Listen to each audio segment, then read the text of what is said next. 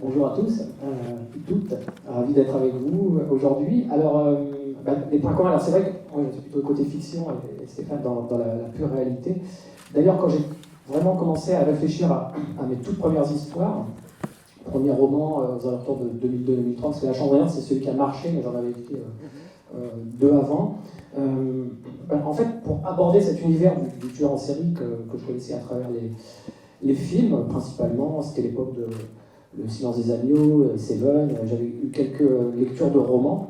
En fait, quand j'ai voulu me confronter vraiment en me disant, voilà, je vais écrire dans cet univers-là, un peu par hasard, j'ai lu, d'ailleurs c'est pas par hasard, parce qu'il y avait quasiment que les livres de Stéphane à l'époque qui traitaient de ce sujet-là en France. J'ai lu ces livres, et donc j'ai commencé comme ça, en lisant les livres de Stéphane Bourgoin, pour vraiment se rendre compte de ce qu'est un tueur en série dans la réalité, parce que quand on est romancier, auteur de polar, évidemment on écrit de la fiction, on invente les histoires qu'on écrit, mais on se base toujours sur des sujets réels et documentés, en tout cas du mieux qu'on le peut. Et donc moi j'avais vraiment besoin de savoir voilà, ce qu'était un tueur en série, comment ça se passait, même de se rendre compte un peu de l'atrocité des crimes, etc. Et donc voilà, j'ai eu cette démarche-là d'aller vers les livres de Stéphane. C'est un univers aussi qui me, un peu comme nous tous qui sommes ici, c'est un univers à la fois repoussant et fascinant, c'est-à-dire il y a ce double sentiment très très bizarre qui fait aussi qu'on lit cette littérature-là. Alors, là, dans la réalité, mais aussi dans la fiction, quand vous lisez un thriller ou un roman d'horreur, etc., vous êtes attiré parce que vous allez dans cette littérature-là, mais en même temps, il y a la répulsion quand vous êtes dans l'histoire. Donc ça m'intéressait énormément. Donc voilà, mes livres tournent autour de ce sujet. Donc pure fiction, j'invente mes propres tueurs, mes propres assassins, mais c'est toujours basé sur des démarches et sur des éléments solides. On va dire que Stéphane, finalement, c'est la source documentaire. Voilà. On a toujours besoin de rencontrer des policiers, quand on écrit des histoires, dans le domaine du tueur en série. Ça s'est passé de cette façon-là. Ma rencontre avec Stéphane était littéraire au départ. Commentaire? De façon très curieuse, je faisais partie du jury SNCF Polar qui a couronné le premier roman publié par Franck, La Chambre des Morts, et on se connaît depuis voilà, un peu plus d'une dizaine d'années, je pense. Oui. Moi, je fais un peu la démarche inverse maintenant de Franck, c'est-à-dire que je passe du document, maintenant je passe à la fiction, puisque j'ai commencé à écrire mon premier thriller qui va s'appeler Atroce, titre emblématique qui devrait être publié aux éditions Grasset et vers la fin de l'année, j'espère. Et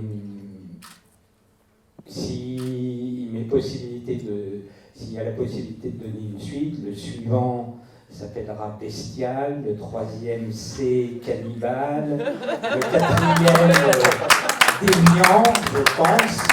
J'espère faire un certain nombre de lettres de l'alphabet.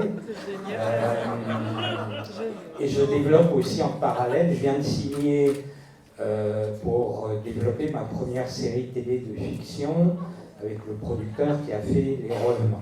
Je ne sais pas si vous avez vu cette série qui a remporté un grand succès en France. On vient juste de signer, donc par exemple quand il a signé avec les créateurs des Revenants, il lui a fallu 4 ans pour que la série passe à l'écran. Donc ça devrait être une série anglo-saxonne qui devrait aussi s'appeler Serial Hunter, et en fait qui sera basée sur ma vie personnelle qui est un peu chaotique et sur mes enquêtes, même si j'y serai sous un pseudonyme qui devrait être celui de Daniel Hansen. J'espère bien jouer un rôle dans la série, notamment celui d'un fan déséquilibré qui va harceler celui qui va jouer mon personnage dans la série, un fan allumé, comme il y en a sûrement dans la salle. Et je démarre aussi ma carrière en tant qu'acteur dans une série qui va être la série vedette de TF1 à la rentrée, qui va s'appeler La Menthe, comme la menthe religieuse, avec Carole Bouquet qui joue le rôle d'une tueuse en série avec Fred Testo, et je joue mon propre rôle, notamment dans un faux journal de 20 heures de TF1 avec le présentateur Julien Arnaud du 20 heures de TF1. Donc je fais un peu la démarche inverse que celle de Franck. Voilà. Si je peux aller plus loin dans ce genre de démarche convergente, est-ce que vous avez déjà imaginé qu'un vrai tueur en série pourrait peut-être commencer à vous en vouloir? Je ne dis pas que ça m'arrive constamment, mais ça m'est arrivé et je suis assez souvent sous protection policière. Moins par des tueurs potentiels, si j'en ai un en ce moment. Je travaille sur un cold case français de quelqu'un qui a tué 13 personnes, je ne dirais pas où. Mais je pense qu'avec un ancien de la PJ, nous avons identifié le tueur. Et malheureusement, ce crétin d'animateur télé que vous connaissez tous, Jean-Marc Morandini, a fait fuiter l'info dans une émission qui s'appelle Crime en direct, ce qui m'a valu des menaces de mort, etc. Et notamment le dépôt dans ma boîte aux lettres d'une cartouche de fusil d'assaut, donc qu'on ne peut pas se procurer aisément, avec des menaces de mort. Voilà. Mais je dirais que les tueurs en série représentent pour moi, et mes rencontres ne représentent pas vraiment un danger pour moi, sauf pour le tueur en série qui a tenté de m'assassiner il y a quelques années dans la prison de Sing Sing. Je dirais le vrai danger pour moi, c'est comme je le disais, des fans, et notamment essentiellement à 90%, désolé mesdames, des femmes fans qui, quelquefois, parce que je suis comme Franck, on est assez accessible sur nos pages Facebook, on répond, vous vous en êtes peut-être rendu compte, vous qui fréquentez nos pages respectives, contrairement peut-être à d'autres auteurs, on répond nous-mêmes aux questions qui nous sont posées, aux commentaires, et donc un certain nombre de personnes, moi sur ma page, s'imaginent après qu'une relation s'est créée entre nous, et lorsque je me mets quelque peu en retrait, c'est mal vécu, ça peut se transformer dans une certaine forme de harcèlement, voire de menaces de mort, y compris des menaces de mort vis-à-vis de ma compagne qui intervient souvent sous pseudonyme sur cette même page. Bon, en réalité, il vaut mieux rester un auteur de fiction. Oui, on a moins ce problème mais c'est vrai qu'en écrit de la fiction aussi, on nous pose aussi sur la question de dire finalement de ce qu'on écrit, est-ce que ça ne peut pas influencer justement des mauvais comportements, puisque justement dans le genre d'histoire que j'écris, ce sont des histoires où je décris vraiment les techniques de la police, par exemple, pour traquer les criminels, et il y a pas mal de violence, parce que c'est un sujet qui m'intéresse, j'essaie de l'aborder sous différents angles. Et donc vient la question de dire, si votre livre tombe entre les mains de quelqu'un qui est mal intentionné, et qui d'un seul coup, parce qu'il lit ça dans votre livre, il va se mettre à faire la même chose. C'est jusqu'où aller, où est le métier artistique, où est la limite entre la fiction et la réalité, mais déjà dans les comportements criminels, Stéphane pourrait en parler que moi, c'est que la personne qui a décidé de passer à l'acte ou de commettre des actes répréhensibles, elle n'attend pas votre livre pour le faire, en fait. Ça va bien au-delà, c'est un ensemble qui fait qu'à un moment donné, cette personne-là va passer à l'acte. Alors effectivement, mais ça, c'est pas nous qui le faisons, c'est-à-dire que, par exemple, avec le phénomène des experts, la série des experts, vous connaissez, moi je suis allé en gendarmerie ou avec la police, et suite à la diffusion de cette série,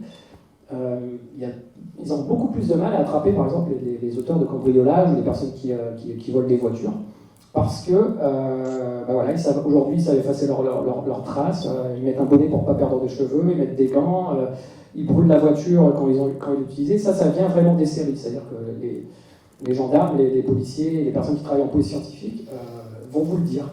Alors effectivement, nous, est-ce qu'on alimente ça ou est-ce qu'on se dit on arrête? Voilà, donc ça c'est aussi une question à se poser, mais moi je pars souvent du principe que je ne dévoile jamais, si je parle à Stéphane et qu'il me dit des choses, voilà, s'il me raconte quelque chose et qu'il me dit tu le dis pas, je le ferai pas. Et c'est pareil avec les policiers, c'est-à-dire c'est une question de confiance.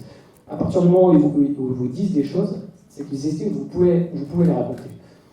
Quand ils estiment que vous ne pouvez pas les raconter, soit ils vous les disent, ils ne disent pas, voilà, ils disent ben voilà, c'est une affaire en cours, on ne peut rien dire, ou alors ils les disent, mais ils disent voilà, tu gardes pour toi. Et moi je suis très respectueux de ça.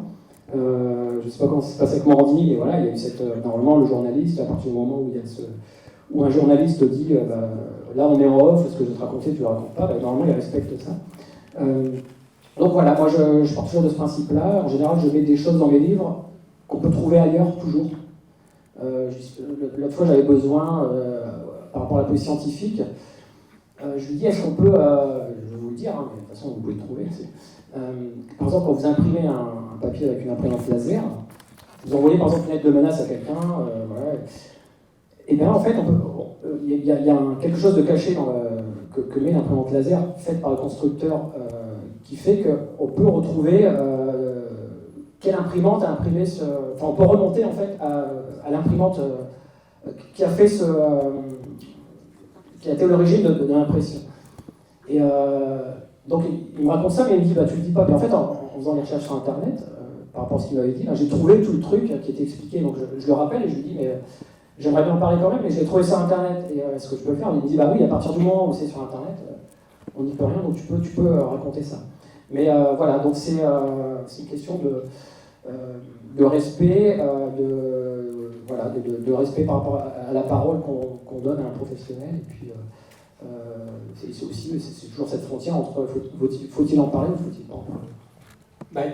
Il y a un tueur en série, pour revenir à ce qui me concerne, célèbre, le BTK Strangler, Dennis Rader, qui a été piégé comme ça par la police de Kansas City. Il n'avait plus tué depuis une quinzaine d'années. C'était dans les journaux, il racontait l'anniversaire de sa première série de crimes, de toute une famille qui avait été tuée de manière abominable, les Otero.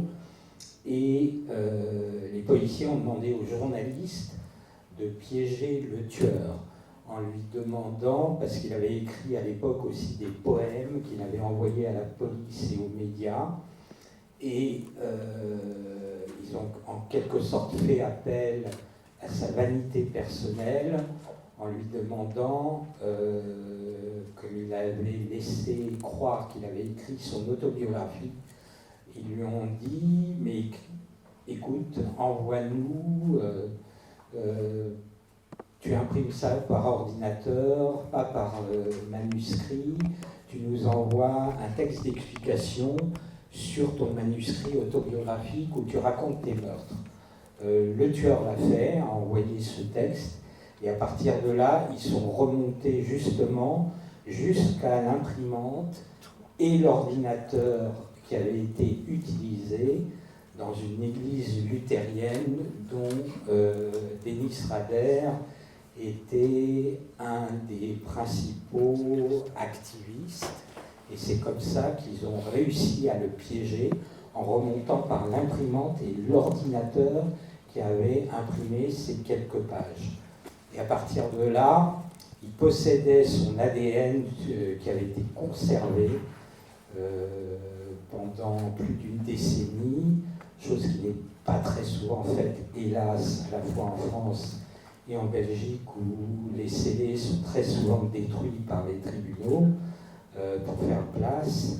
Ils ont pu, par recoupement, retrouver et ont demandé à des membres de la famille de Dennis Rader et à d'autres de cette église luthérienne de donner leur ADN, et par l'ADN familial, on a pu comme ça identifier ce tueur en série qui a été piégé justement à cause de l'ordinateur, alors qu'il avait pris des précautions, qu'il avait utilisé des gants pour utiliser l'ordinateur, pour ne pas laisser de traces, etc. Donc, c'est vrai, moi, je suis assez souvent contacté par des policiers. En ce moment, je suis en direct 3 enquêtes, un cold case français, un cold case de serial killer en Argentine et un autre en Corée du Sud, où je suis en permanence averti par les différents policiers, parce que mon livre Serial Killer, qui est probablement le plus connu, a été traduit maintenant dans 17 langues, et à chaque fois, j'ai toujours mis avant Internet mon numéro de téléphone, autrefois de ma librairie que je n'ai plus, qui n'existe plus, mais après aussi mon adresse mail.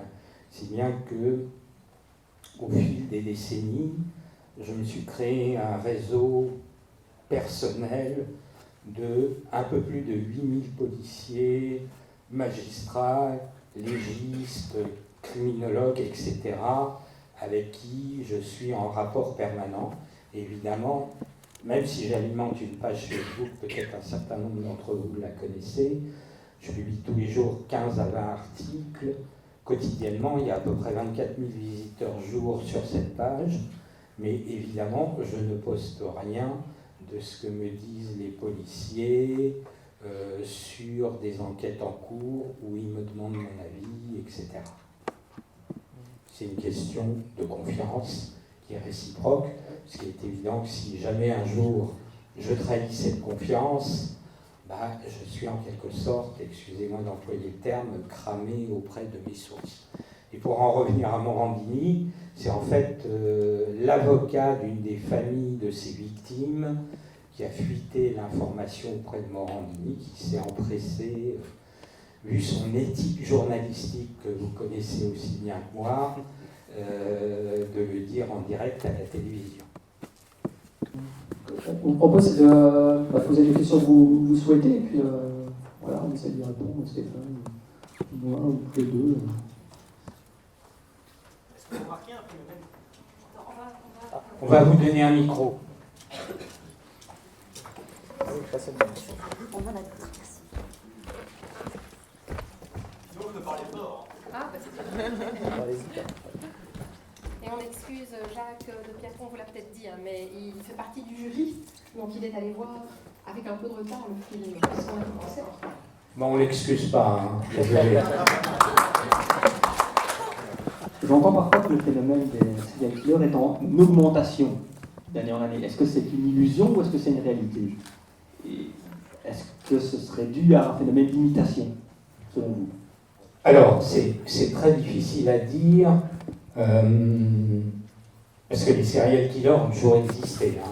Le problème, c'est qu'on ne disposait pas autrefois des outils qui permettaient de créer un lien entre des crimes isolés.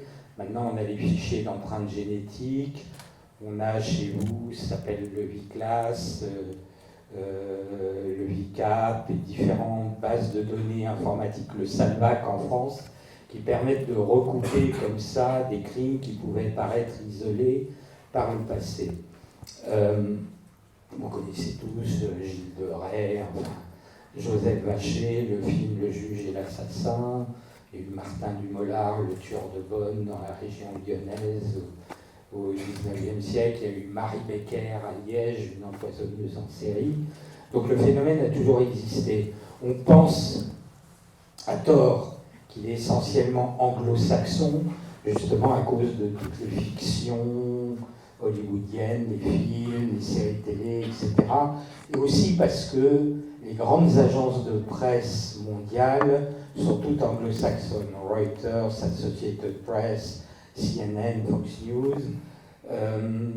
Et comme vous le savez, les anglo-saxons ont tendance à parler essentiellement de ce qui se passe chez eux et pas de ce qui se passe ailleurs.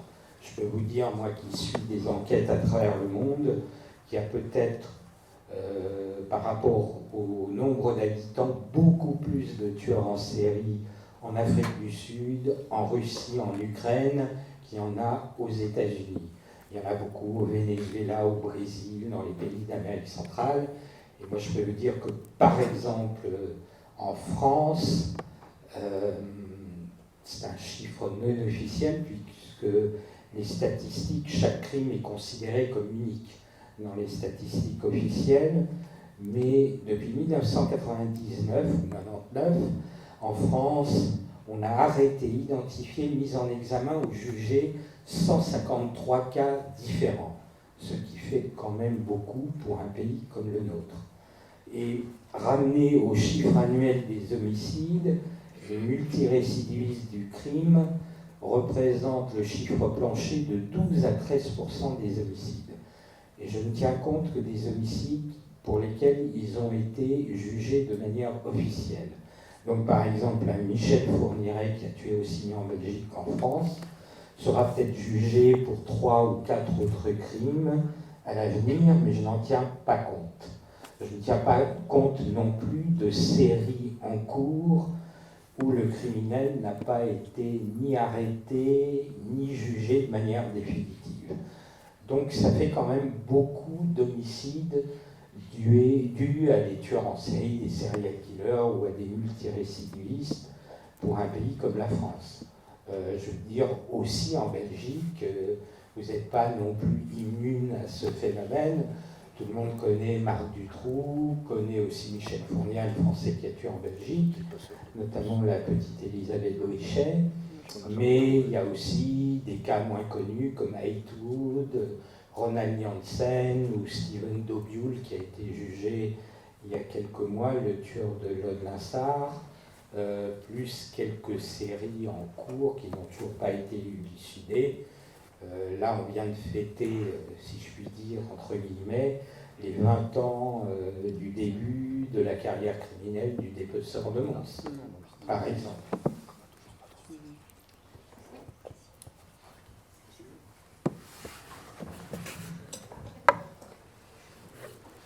Bonjour. Monsieur Bourgoin, j'ai eu un peu la chance de discuter avec vous tout à l'heure. Et vous me disiez qu'il y avait quand même deux dénominateurs communs en fait, chez les tueurs en série, qui sont l'absence de remords et qui sont aussi dans l'enfance une maltraitance. Est-ce que, si vous le voulez bien, vous pouvez un peu développer sur cette thématique? Alors, oui, dans 95% des cas, le tueur ou la tueuse en série, parce qu'il ne faut pas oublier qu'il y en a également, sont issus de familles extrêmement dysfonctionnelles, où il y a eu des abandons parentaux.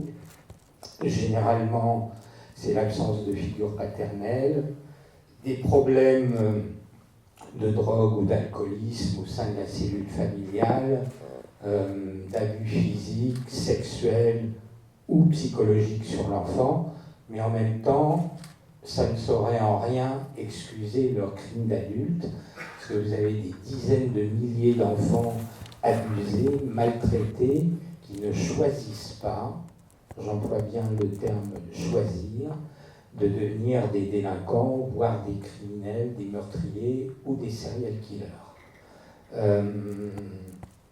Leur absence totale de remords, oui, je le vis depuis 35 ans que j'interroge des tueurs en série, depuis 79, à part un, où je pense qu'il avait des remords sincères, qui est probablement un des plus connus, Jeffrey Dahmer, le cannibale de Milwaukee. Je pense que réellement il a eu des remords par rapport aux actes qu'il a commis. Aucun autre n'a exprimé le moindre remords par rapport à ces crimes, ou alors s'il les exprime, c'est lors du procès, lorsque son avocat demande d'exprimer des remords, mais qui, à mon avis, ne sont jamais sincères. Pour vous raconter une petite anecdote, le tueur en série que j'ai rencontré le plus souvent, Ed Kemper, 2m15, 160 kg, un quotient intellectuel qui dépasse celui d'Einstein. J'ai un peu plus de 400 heures d'entretien avec lui. Lorsque je lui parle des victimes, je personnalise les victimes. Je prononce toujours leur prénom. Là, dans ce cas précis, je parlais de Marianne Pecce, Anita Luquesa. Et je lui dis, écoute Ed, comment tu faisais après pour te débarrasser des corps de Marianne, d'Anita, etc. Et lui, il me répond tout go. C'est plus de 20 ans après les faits, 91, mon premier entretien avec lui. Il me dit, tu sais Stéphane, c'est très difficile de se débarrasser de ces choses-là. Voilà. C'est, voilà, vous êtes confronté à l'état d'esprit d'un tueur en série, qui a quand même fait un travail sur lui-même. Les victimes sont totalement dépersonnalisées, chosifiées. Pour eux, tuer, mutiler, violer, démembrer, dépecer, c'est comme vous et moi de se débarrasser d'un Kleenex usagé. Je suis sûr que vous n'avez pas trop de remords quand vous le faites. Ben, c'est exactement pareil pour les tueurs en série.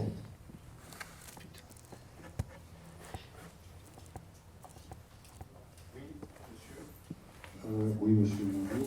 Bonsoir. Je voudrais savoir quelle est l'origine de votre intérêt pour les serial killers et aussi savoir si on peut dégager un profil psychologique commun aux serial killers en dehors de toutes les conditions familiales, etc. À partir de quand est-ce qu'ils commencent à déraper? Merci. Alors, si je m'intéresse aux tueurs en série, c'est parce que ma première compagne, en 1976-76, a été violée, assassinée et démembrée. J'ai eu en plus le malheur de découvrir le corps. Pendant 2 ans, j'étais tenu au courant du non-développement de l'enquête avec un policier avec qui j'ai noué par la suite une grande relation amicale qui m'appelait toutes les semaines. 2 ans plus tard, l'assassin est arrêté, il est passé aux aveux, il a reconnu une dizaine de meurtres supplémentaires, et en tant que civil, j'ai eu accès par ce policier à ses aveux. Alors ça a été, j'avoue, un deuxième choc pour moi, parce que tous ces crimes m'apparaissaient comme totalement gratuits. Or, les crimes de serial killer ne sont jamais gratuits. Il y a toujours un mobile qui est lié à leur fantasme, à leur désir de toute puissance. Et donc, en 78, j'ai voulu en savoir plus. Je me suis rendu à l'Institut de criminologie à Paris, à la librairie du Congrès à Washington, à la plus grande bibliothèque en matière d'ouvrages de psycho et de criminologie au monde, qui est à l'université de Stanford en Californie. Et à ma grande surprise, je n'ai trouvé aucun livre, aucune étude sur ce qu'on qualifiait, pas du tout de serial killer, le mot restait encore à inventer. N'oubliez pas, on est en 78, quelques années avant que le FBI crée cette unité à Quantico, qu'on voit de manière très fantaisiste dans Esprit criminel ou dans Le silence des agneaux. On les qualifiait à l'époque de tueurs fous ou de mass murderers, de tueurs de masse. Vous comprenez très bien qu'un tueur de masse, style la tuerie de Columbine, Klebold et Harris, Richard Durn à Nanterre, Nordin Amrani à Liège, ou Anders Breivik en Norvège, n'a rien à voir avec un Ted Bundy ou un tueur en série lambda. Donc je me suis dit, petit à petit, que la meilleure façon, en quelque sorte, d'exorciser ce qui m'était arrivé, c'était d'aller à la source. J'ai confié cette envie, ce désir à ce policier qui m'a mis le pied à l'étrier. À l'époque, je traduisais aussi les textes et des romans d'un auteur très célèbre qui est décédé depuis, Robert Bloch, qui a écrit Psychose, Les Chartes, L'Incendiaire, qui a été un des premiers à traiter dès les années 40 du phénomène des multirécidives, des tueurs en série, et qui là aussi m'a présenté un certain nombre de policiers qui étaient ses fans et des lecteurs assidus que j'ai rencontrés lors de dîners, déjeuners à son domicile, qui là aussi m'ont mis le pied à l'étrier. Très rapidement, dès 79 et au début des années 80, j'ai commencé à filmer moi-même mes entretiens avec des tueurs en série. Début des années 80, je lis une interview dans le New York Times, dans le supplément du New York Times, du patron de l'unité du Behavioral Science Unit à Quantico. À l'époque, ça n'intéressait personne. On est 7-8 ans avant le silence des agneaux, qui indique qu'ils ont commencé une étude systématique de 36 tueurs en série américains en les interrogeant sous forme audio.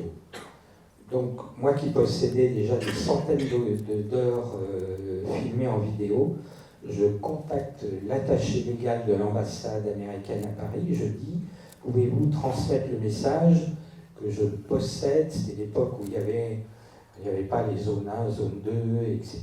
C'était encore l'époque de la bêta SP, du VHS, il y avait le PAL CK, LTSC, de indiquer au FBI que je suis prêt à transcoder dans un labo les rushs de mes entretiens et de leur fournir des copies gracieusement. Une semaine plus tard, je reçois une réponse. Roger Depiou, qui dirigeait l'unité, m'indique qu'il serait ravi d'obtenir ce matériel que je leur ai transmis quelques semaines plus tard. Puis à peu près 2-3 mois plus tard, je reçois à nouveau un appel de Roger Depiou qui me dit « Écoute Stéphane, le matériau que tu nous as fourni est formidable, il y a des moments où tu poses les bonnes questions, d'autres fois tu te fais manipuler par les tueurs, mais nous on a effectué des montages de des entretiens vidéo et ça nous sert pour nos formations auprès des policiers et de nos agents profilers. Alors on voudrait te remercier pour ce que tu as fait et on te propose de venir suivre sur une période de 2 fois 6 mois en tant qu'auditeur libre la formation de profiler au sein du FBI à l'Académie de Quantico. Est-ce que ça t'intéresse? Gros suspense. Vous vous doutez de ma réponse. J'ai évidemment accepté, et ce qui m'a permis, alors que je suis purement autodidacte, je ne suis ni policier, ni magistrat, ni quoi que ce soit, ni gendarme, etc., de me créer un réseau comme ça, personnel, comme je l'ai dit, de milliers de policiers, et là, au sein du FBI d'abord. Puis quand j'ai commencé à faire les tout premiers docs de la télévision française, c'était en 90 à l'époque pour FM3, sur les tueurs en série, où j'en interrogeais 3. J'avais eu l'autorisation de filmer par le FBI, une autorisation exceptionnelle, puisque depuis, ils n'ont jamais accepté, pour aucun autre documentaire, américain ou autre, qu'on filme une réunion de profilers sur un cas en cours. Donc, la gendarmerie nationale m'a contacté, l'école de l'administration pénitentiaire, le Centre national de formation de police judiciaire, pour me demander de venir former leurs différents officiers de police judiciaire, chose que j'ai faite à peu près pendant une quinzaine d'années. Voilà, donc petit à petit, je me suis créé un réseau très conséquent. J'ai noué des liens d'amitié que je ne trahis pas, comme le dit Franck, avec tous ces policiers et gendarmes, qui me permet d'obtenir un matériel absolument hallucinant sur des affaires de tueurs en série à travers le monde. Certains policiers me demandent, je n'ai plus le temps d'aller tellement interroger des tueurs, j'en avais un peu assez depuis quelques années. Les derniers que j'ai rencontrés, c'était en Ukraine, les maniaques de Dniepropetrovsk. Je vais recommencer à en rencontrer à partir de l'année prochaine, parce que j'ai fait trop de documentaires et de reportages pour la télévision, entre autres pas loin de 45 pour le groupe Canal+, CanalSat et Planète ces 5 dernières années.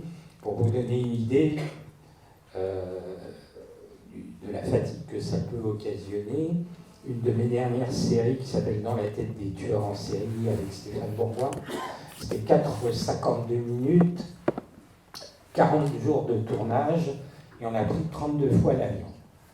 Donc, vous imaginez, il faut récupérer les bagages, le matériel, etc. En plus, il se trouve, je fais beaucoup de conférences aussi en entreprise, qui ne sont pas forcément publiques comme aujourd'hui. Et j'ai eu mes autorisations de tournage pour cette série au dernier moment, pour le couloir de la mort du Texas et une prison à Lebanon dans l'Ohio, pour interroger notamment Donald Harvey, qui a été assassiné en prison il y a 10 jours à peine. Et je me trouve le vendredi à Houston. J'avais une conférence le samedi à Vichy. Donc j'ai dû faire Houston-Paris, Paris-Vichy en train, faire ma conférence, c'était une conférence auprès de médecins, dîner avec eux, repartir le dimanche, j'ai dû faire Vichy-Paris, Paris-Houston et être à nouveau en prison le lundi. Le week-end suivant, je travaillais sur une affaire de tueur en série d'un routier, Bruce Mendenhall à Nashville. Pareil, j'ai dû quitter Nashville le vendredi. Il n'y a pas d'avion direct pour la France. J'ai dû faire Nashville-New York, New York-Paris. Ensuite, le samedi, Paris-La Rochelle, La Rochelle-Ville de Ré, faire ma conférence. Et le dimanche, de faire en sens inverse, Ville de Ré, La Rochelle, Paris, Paris-New York, pour être prêt de nouveau en prison à Nashville le lundi. Vous vous doutez bien qu'après le tournage, j'ai mis à peu près un mois avant de récupérer. Tu étais tueur en série, puis ça difficile à traiter. Alors vous l'aurez compris, on l'écouterait pendant des heures, il a énormément de choses à raconter. Et comme le temps passe, et que vous avez peut-être envie de continuer cette conversation, pourquoi pas, autour des livres qui sont dans la librairie, j'aurais voulu entendre, s'il me le permet, Franck, on est toujours très impatient de découvrir ces livres qu'on ne lâche pas dès qu'on tourne la première page, toujours important les premières lignes. Est-ce que vous pouvez nous dévoiler un petit peu l'intrigue de votre prochain roman? Parce que je pense qu'il y a une nouveauté qui s'annonce pour le mois de juin. Oui. Le mois de mai. C'est demain. C'est le 11. Alors, en Belgique, je ne sais pas s'il y a un petit décalage à chaque fois qu'on sort. Oui, alors, donc, c'est mon 16e roman, quand même, déjà. Donc, le temps passe. Alors, dans mes romans, j'ai des personnages, pas dans tous, mais en tout cas dans celui qui va sortir, j'ai un couple d'enquêteurs qui travaillent au 36 les Orfèvres, donc à la crime, en fait, département criminel. Et voilà, alors, pour mes histoires, en fait, pour les personnes qui ne connaissent pas, j'aime toujours mettre un sujet un peu scientifique ou médical dans mes livres. Le roman précédent s'appelait Pandémia, c'était autour des virus. Celui d'avant, c'était encore autour des greffes, de l'univers des greffes. Et comme j'écris du polar, évidemment, je pense que le thème que je vais traiter, je vais chercher pour aller vraiment dans les zones les plus obscures qui ont pu se passer aussi en rapport avec le thème. Par exemple, quand vous imaginez le don d'organes, forcément, ça mène à des trafics, pendant des dictatures, etc. Donc, les romans que j'écris traitent un peu de ces sujets-là. Et le suivant, donc, il va s'appeler Charcot, qui est le nom de mon héros, en fait, de ce policier de la crime, prend pour thème, pour sujet principal, le sang. Parce que je trouve que c'est un sujet voilà, qui moi, m'intrigue. Je prends toujours des sujets qui m'intéressent et m'intriguent pour les traiter. Et il faut que le sujet soit très vaste, très riche. Le sang, il y a beaucoup de dimensions, en fait, c'est-à-dire il y a une dimension évidemment scientifique et médicale, les groupes sanguins, qu'est-ce qui se passe quand on donne son sang, comment ça fonctionne. Et donc beaucoup de recherches aussi. Oui, il y a beaucoup de recherches. Je rencontre toujours beaucoup de spécialistes. Comme dit Stéphane, on a un réseau c'est important d'avoir vraiment des référents qui peuvent nous expliquer comment ça se passe. Alors beaucoup de documentation écrite, évidemment, mais je dirais les rencontres permettent de creuser surtout les personnages. Dans la documentation écrite, vous trouverez toujours comment se passe une autopsie, par exemple. On peut savoir précisément comment se déroule une autopsie avec les différentes étapes, mais vous ne saurez pas pourquoi le médecin légiste, quand il fait ça tout le temps, qu'est-ce qu'il ressent quand il rentre chez lui, est-ce qu'il en parle à sa famille, donc pendant les repas, par rapport à ses enfants, quand il lui demande voilà, qu'est-ce que tu fais comme métier, tout ça. Et c'est ça qui est intéressant quand on fait les rencontres, c'est pour ce qui va permettre de donner de l'épaisseur au personnage. Et donc là, oui, pour le domaine du sang, je suis surtout les établissements français du sang, là où on donne son sang, et pour essayer de comprendre comment ça se passe quand le sang sort de nos veines, où est-ce que ça va et à quoi ça sert. Donc il y a cette dimension-là, il y a la dimension historique aussi, l'histoire du sang. Pendant la guerre, il s'est passé plein de choses avec le sang, de comprendre aussi pourquoi la découverte des groupes sanguins, enfin, c'est des choses, des incompatibilités. Pour la Première Guerre mondiale, on a commencé à comprendre, mais un peu avant même d'ailleurs, que les saignées, c'était pas bon, parce qu'on pensait que les saignées permettaient de guérir, alors on se vidait de son sang, donc c'était pas terrible. Et qu'en fait, le fait d'injecter du sang, ça guérissait plus. Mais imaginez bien, vous êtes sur le front, il y a une personne qui est blessée, on a du sang, on lui injecte du sang, et lui meurt, et lui ne meurt pas. Et ça, c'est les incompatibilités de groupe, etc. Donc il y a tout ça qui est vraiment très très intéressant. Il y a la mythologie autour du sang. Là, on est oublié qu'il y a pas mal de sang quand même qui circule. Mais oui, il y a tout un mythe, il y a le satanisme, il y a tout ce qui est vampire, etc. Donc ça, c'est très intéressant. Et puis, toujours les sujets de dérive, évidemment, les scandales du sang contaminé, le sida aussi, d'où ça vient. Il y a des, à l'époque, ça viendrait de tel pays, à cause de tel événement, etc. Donc voilà, je mêle tout ça et j'essaie d'en faire des intrigues. Donc c'est un peu ça à ça que vont être confrontés mes personnages. Ça démarre toujours de quelque chose de très simple. Enfin, très simple, c'est jamais simple, mais quelque chose qui peut se passer dans un village, quelqu'un qui est mort, assassiné ou autre, et ça ouvre toujours vers quelque chose de plus gros. C'est un peu comme quand on découvre le premier crime d'un tueur en série, ou alors le 10e. C'est un crime isolé quelque part, et on se rend compte que derrière, ça fait 10 ans que ça se passe à droite, à gauche, etc. Et donc c'est tout ce processus-là qui est aussi intéressant dans l'écriture, et que les gens aiment aussi, parce qu'ils essayent ils se mettent finalement à la place des enquêteurs, ils essaient de comprendre aussi ce qui va arriver. Voilà. On s'autorise à aller toute dernière, et puis Moi j'ai aussi mon dernier bouquin que vous n'aurez pas, parce qu'en Belgique, il sort que dans quelques jours, mais il est sorti hier en France. Moi je voulais juste demander à Franck Tillier, quand vous écrivez vos livres, vous partez dans des décors, l'asile psychiatrique au milieu de la forêt, Tchernobyl. Est-ce que vous y êtes allé ou vous imaginez? Est-ce que je vais dans un endroit? Ça dépend. Ça dépend vraiment de l'importance de l'endroit. Si c'est 90% de mon livre, oui, je vais y aller. Globalement, oui, j'y vais. Alors, par exemple, Tchernobyl, pour prendre vraiment ce cas-là, parce que j'en parle dans Atomka, je suis jamais allé.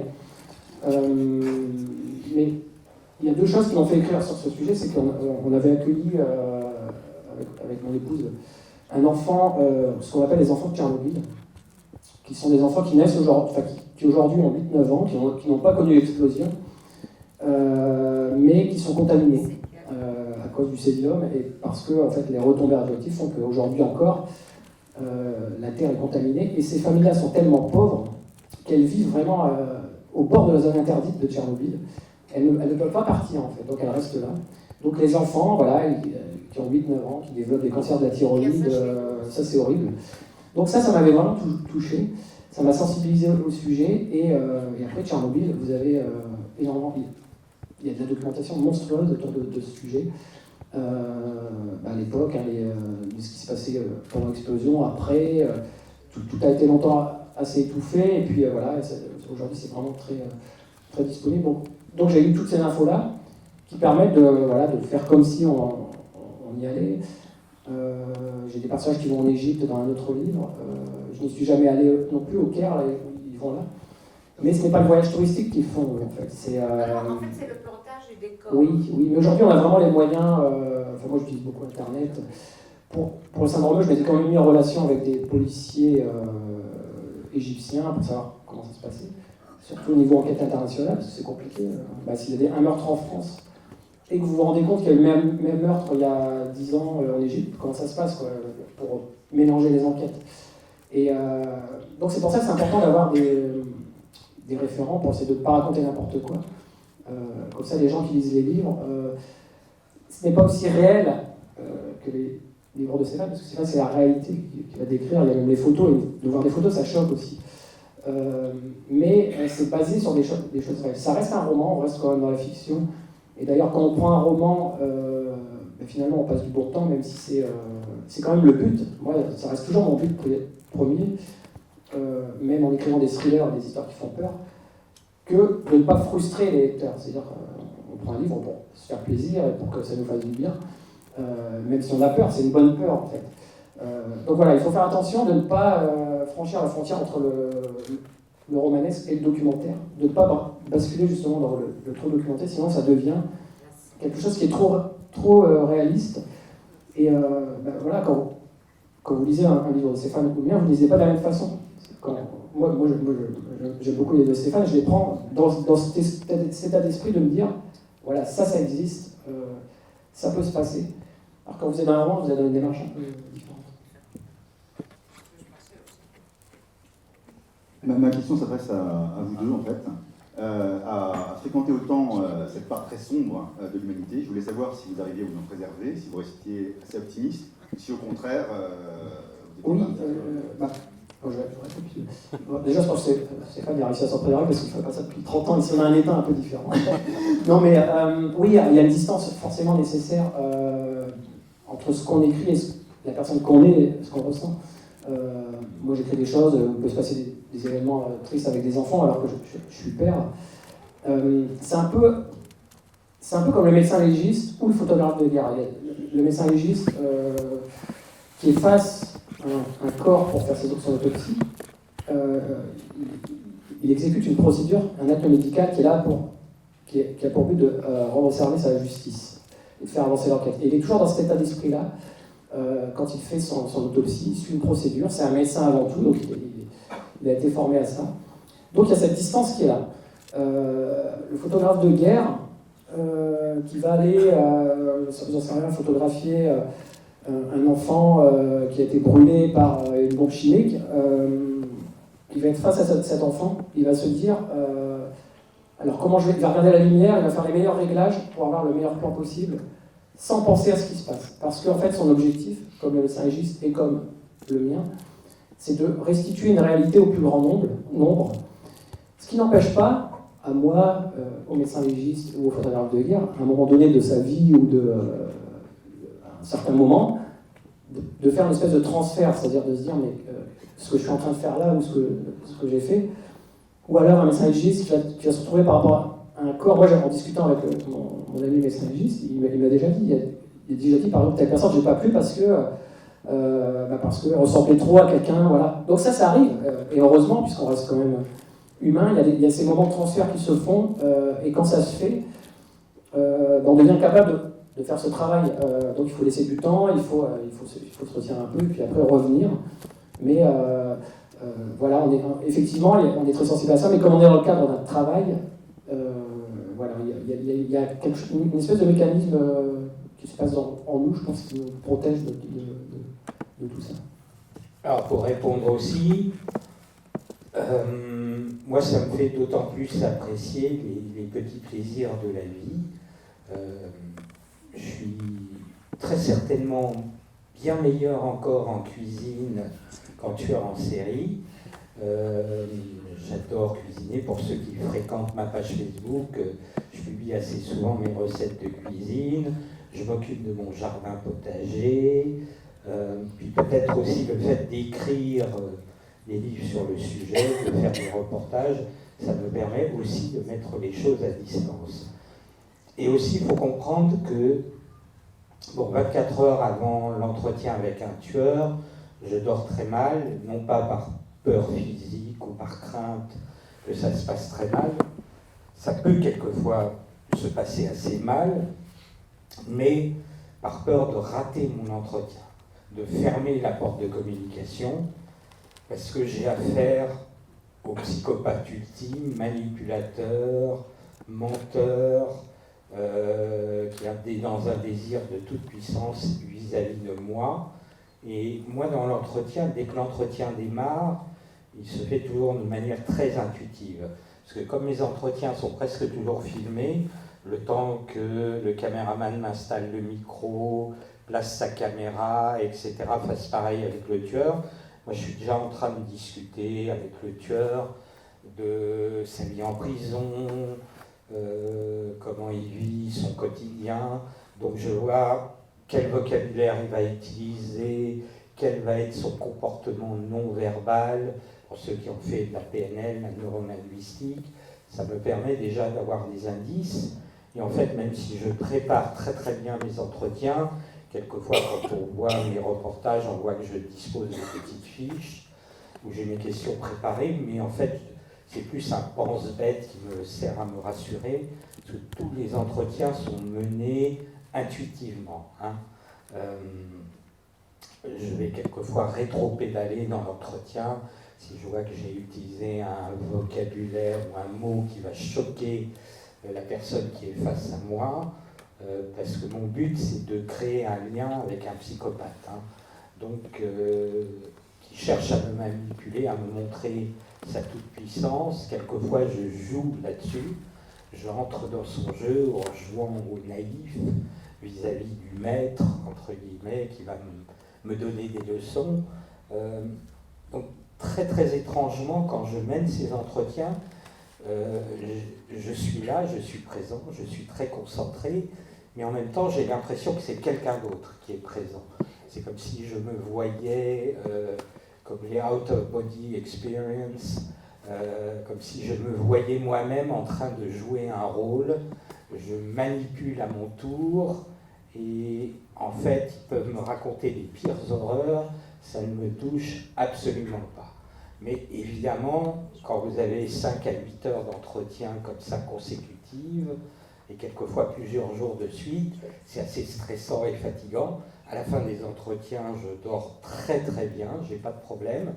Quelquefois, ça peut me revenir en boomerang ou pas, mais j'ai appris à le gérer, j'ai appris à me déconnecter, et je vous dis, ça me pose jusqu'à présent pas de problème particulier, sauf dans le cas du tueur dont je vous ai montré le livre, Sex Beast, Gérard Schaeffer, qui m'a beaucoup déstabilisé, à tel point que quand j'ai écrit mon livre pour Grasset en 2015, je n'avais jamais réécouté l'intégralité de mes plusieurs journées d'entretien en vidéo avec lui. Dès la première seconde où je écoute à nouveau ces entretiens, mon corps s'est souvenu de ce que j'avais éprouvé en 91, c'est-à-dire ma colonne vertébrale qui s'est bloquée, la chair de poule et une terreur absolue. Et donc, j'ai coupé l'image pour ne garder que le son pour retranscrire cet entretien. Mais mis à part ce cas précis, jusqu'à présent, je n'ai pas de problème particulier par rapport à mes entretiens avec les tueurs en série. Comme je vous l'ai dit, je crains beaucoup plus les fans que les tueurs eux-mêmes. Une dernière question? D'accord. Mademoiselle, devant. D'accord. Moi j'ai une question pour Franck Tillier. Donc en fait moi ce que j'aime vraiment, j'aime beaucoup vos livres et donc moi ce qui m'intrigue c'est au niveau des tueurs justement qui sont quand même très imaginatifs. Est-ce que c'est un petit peu de vous? Est-ce que c'est quelque part un petit peu vous qui aimeriez bien faire ça? Ou bien comment ça vous vient? Enfin, comment ça vous vient en fait Alors, on met toujours un peu de soi dans l'écriture. De toute façon, ça c'est vrai, puisque l'écriture vient, ça vient d'un processus à la fois conscient et inconscient. Quand on écrit des phrases, ça vient de quelque chose qu'on n'arrive pas forcément à maîtriser. Mais non, c'est vraiment dans le cadre d'essayer de rendre l'intrigue la plus passionnante possible.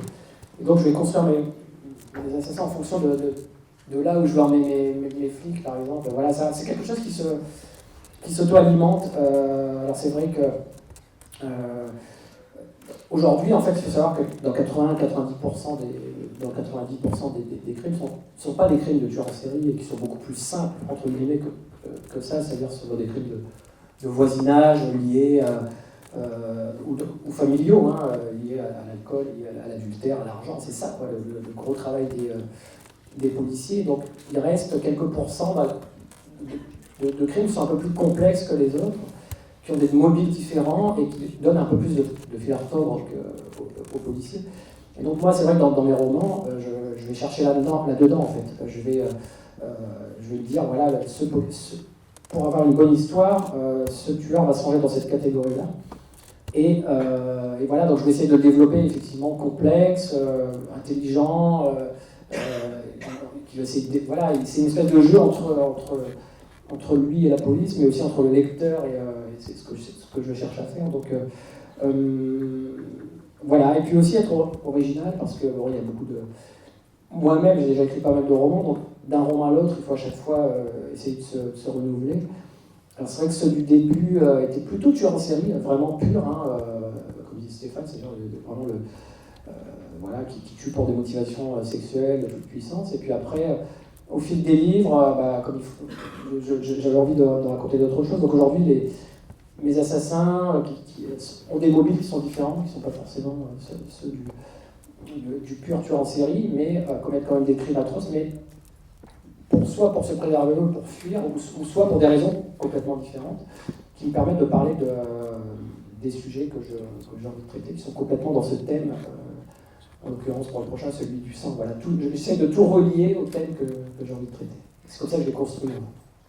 Que c'est vrai que l'endroit le plus dangereux, c'est pas la sortie du bif à 3h du matin, c'est pas un parking ou la sortie de discothèque. 90% des homicides sont commis au sein du domicile familial. Bon bah je rentre pas chez moi. Oui, on peut pas chez vous ce soir. On donne des bifs entre nous. Les deux, puis on va revenir sur ce que Franck peut-être que Stéphane nous a répondu. Plutôt sur combien de personnes autour que Stéphane, si vous avez dit que c'était certains avaient fait ce choix entre guillemets de faire des actes atroces, combien peuvent être approximativement considérés comme non responsables de leurs actes vraiment atteints de folie et être acquittés par la cour parce qu'ils ne sont pas responsables de ce contraire? Suivant les pays, c'est entre 1 et 1,5% qui sont considérés comme psychotiques, c'est-à-dire irresponsables de leurs actes. Autrefois, on les aurait qualifiés de tueurs fous. Donc c'est une infime minorité qui n'est pas destinée à passer en cour d'assises ou en jugement, et dont la place est dans des HP, des hôpitaux psychiatriques ou des unités pour malades difficiles. Oui, c'est un article, c'est le L121, 122, c'est-à-dire que c'est un article qu'on connaît bien aussi dans les auteurs de polar, parce que c'est un article qui dit sur la responsabilité, en fait, qui peut faire basculer un tueur soit du côté responsable de ses actes, ou la folie, quoi, c'est-à-dire que la destination n'est plus la prison, mais l'hôpital psychiatrique. Donc c'est vrai que, enfin, moi, je m'intéresse beaucoup aussi à cette frontière entre les deux. Donc c'est un sujet aussi que... mais il y avait une histoire aussi, je ne sais pas, d'un schizophrène qui avait tué les infirmières... Romain Dupuis. Oui, il a été jugé, je ne sais plus, j'avais plus trop suivi, mais il était jugé irresponsable parce qu'il était schizophrène, alors que les actes étaient horribles. Je dirais que si 98%, voire plus, des tueurs en série sont des psychopathes, une infime minorité des psychopathes sont des tueurs en série. La psychopathie peut même représenter un atout chez les grands chefs d'entreprise, puisqu'ils n'ont pas d'affect, pas de sentiments, ou surtout sur les hommes politiques, notamment pour la prochaine élection en France. Il y a beaucoup de psychopathes en entreprise, c'est vrai. En fait, les gens ont l'image de la psychopathie du tueur en série, alors qu'en fait, c'est pas du tout ça. C'est plus une pathologie. En fait, je crois que le plus grand nombre des psychopathes sont en entreprise. Notamment un certain François Le Fion.